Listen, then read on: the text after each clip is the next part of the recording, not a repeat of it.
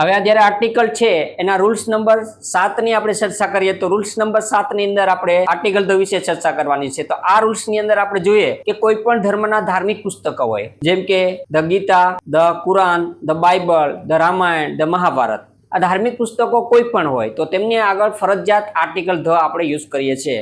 અને એવા કોઈ મહાન પુસ્તકો હોય તો એવા નામોની આગળ પણ એવા પુસ્તકોના નામની આગળ પણ આપણે આર્ટિકલ ધ યુઝ કરતા હોય। જ્યારે હવે આપણે આવા પુસ્તક છે એ મહાન લેખકના પુસ્તકને આગળ પણ આર્ટિકલ ધ યુઝ કરતા હોય છે, પરંતુ અહીંયા એક વાતનું ખાસ ધ્યાન રાખવું પડે છે કે દાખલા તરીકે આપણે કોઈ પુસ્તક છે કિંગ લિયર, તો વિલિયમ શેક્સપિયરનું પુસ્તક છે કિંગ લિયર, મેકબેથ, તો આવા નામોની આગળ આપણે ધ લખીએ, ધ કિંગ લિયર, ધ મેકબેથ, આપણે એનો યુઝ કરીએ। પરંતુ જો આવા નામોની આગળ પેલા લેખક હોય છે, એના રચયિતા હોય, એનું એપોસ્ટ્રોફી એસ લાગીને જો પુસ્તકનું નામ આપણે લેવાનું હોય તો આવા નામોમાં આગળ આપણે ધ લગાડતા નથી। આપણે એક ઉદાહરણ લઈએ કે આઈ રેડ ધ કિંગ લિયર। હવે મેં છે વિલિયમ શેક્સપિયરનું જે પુસ્તક છે કિંગ લિયર એ વાંચ્યું છે, તો એમાં કિંગ લિયર ખાલી અલગ પુસ્તકનું નામ છે એટલે ધ આવ્યો।